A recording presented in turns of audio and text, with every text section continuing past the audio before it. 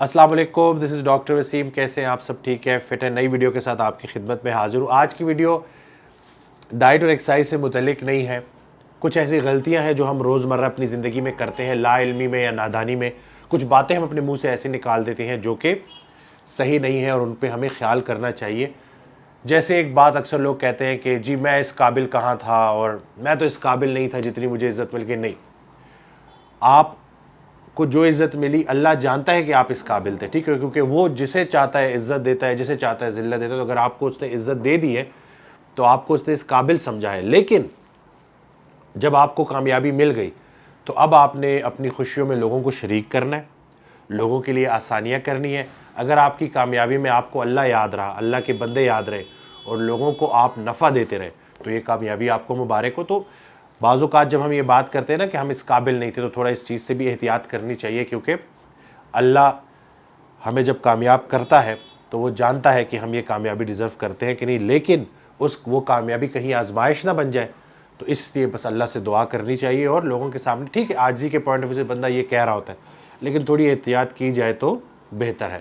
اسی طرح سے یہ جو 4 کل ہے یہ اس لیے ہم پڑھتے ہیں کہ وسوسوں سے بچے، نظر بد سے بچے. تو بہت ساری گڑبڑ تو یہ لوگ ارد گرد کے کر دیتے ہیں، وسوسہ دے کے چلے جاتے ہیں.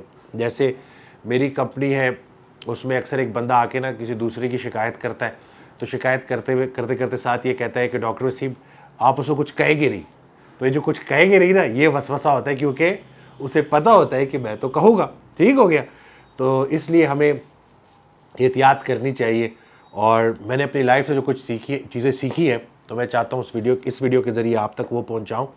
تو ایک بات جو اکثر لوگ کرتے ہیں نا، جو وسوسہ دے کے چلے جاتے ہیں کہ برے وقت کے لیے پیسہ جوڑو. بھائی وقت کا پتہ نہیں چلتا، اچھا وقت چل رہا ہے، برے وقت کا کوئی پتہ نہیں چلتا، اس لیے برے وقت کے لیے پیسے جمع کرو.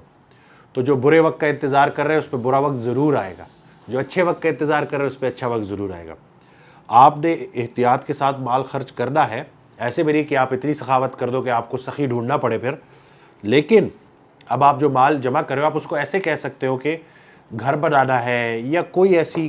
لیکن اگر اپنے منہ سے آپ یہ بات نکالو گے کہ میں برے وقت کے لیے پیسہ جوڑ رہا ہوں، یا کسی انسان کے اس وسوسے کو کہ آپ برے وقت کے لیے پیسہ جوڑیں اور آپ گھبرا کے برے وقت کے لیے پیسہ جمع کر رہے ہو، تو خدا نہ خواستہ وہ برا وقت آ سکتا ہے. تو سوچ کو بدلیں اور اپنی سوچ کو پازیٹیو کریں. اسی طرح سے ایک اور بہت بڑی غلطی جو لوگ کرتے ہیں وہ یہ کہتے ہیں کہ جی میں تو بڑا گناہگار آدمی ہوں. ٹھیک ہے، یعنی کہ وہ لوگوں کو یہ بتانا چاہ رہے ہوتے ہیں کہ جیسے مطلب انسان کمزور ہے یا انسان ویک ہے اس سے نا. لیکن کیوں آپ اپنے گناہ پہ لوگوں کو گواہ بنا رہے ہیں؟ حضرت واصف علی واصف رحمۃ اللہ علیہ کہتے ہیں ایک آڈیو میں کہ اگر تو آپ کو اللہ نے معاف کر دیا اور پھر اگر آپ نے کسی شخص کو اتنے سارے لوگوں کو گواہ بنایا ہو کہ یار میں تو گناہگار آدمی ہوں، تو کئی لوگ اگر یہ کہہ دیں گے یہ تو گناہگار آدمی تھا. تو لوگوں کو گواہ نہیں بنائیں اپنے گناہ پہ. وہ گناہ جو آپ لوگوں سے پوشیدہ رکھیں اس میں بھی بڑی خیر ہے. تو ہر انسان کی لائف میں کمیاں ہوتی ہیں، لیکن اس کا مطلب یہ نہیں کہ آپ لوگوں کو گواہ بناتے پھریں. تو اپنے جو کمیاں ہیں ان کو لوگوں کی نگاہوں سے چھپائیں، ٹھیک ہے نا، اور لوگوں کو گواہ نہ بنائیں. تو اگر آپ یہ کہتے ہیں نا لا علمی میں یا آپ کو اس طرف توجہ نہیں گئی کہ میں تو بڑا گناہگار آدمی ہوں، تو ایسے نہ بولا کریں، کیونکہ اپنے اوپر گواہ اکٹھے کرنا کہ یہ گناہگار آدمی ہے تو یہ بڑا آگے خطرناک بھی ہو سکتا ہے.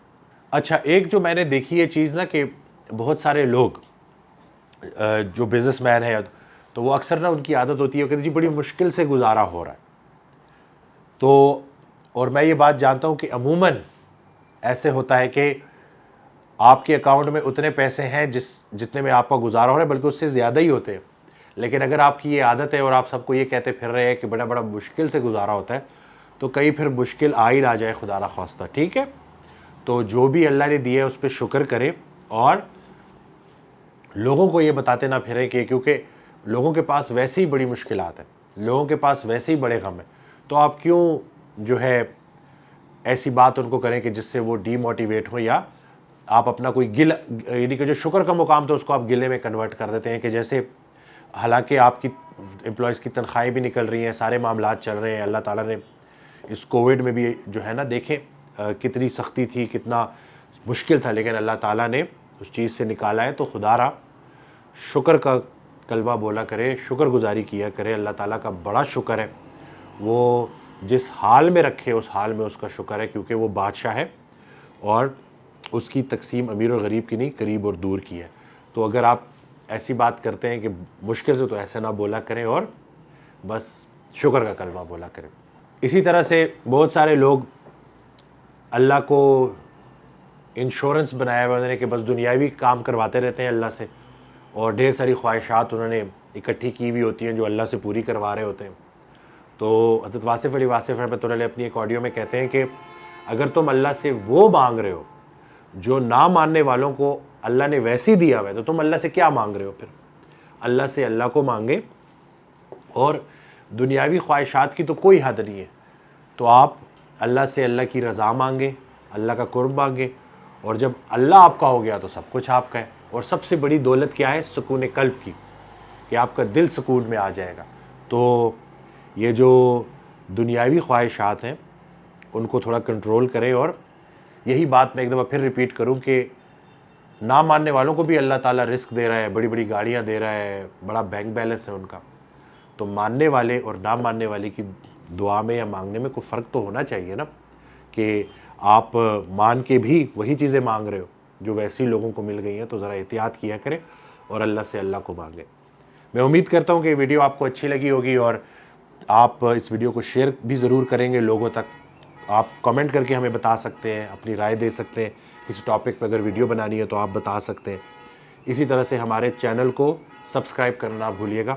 دعا میں یاد رکھیے گا. اللہ حافظ.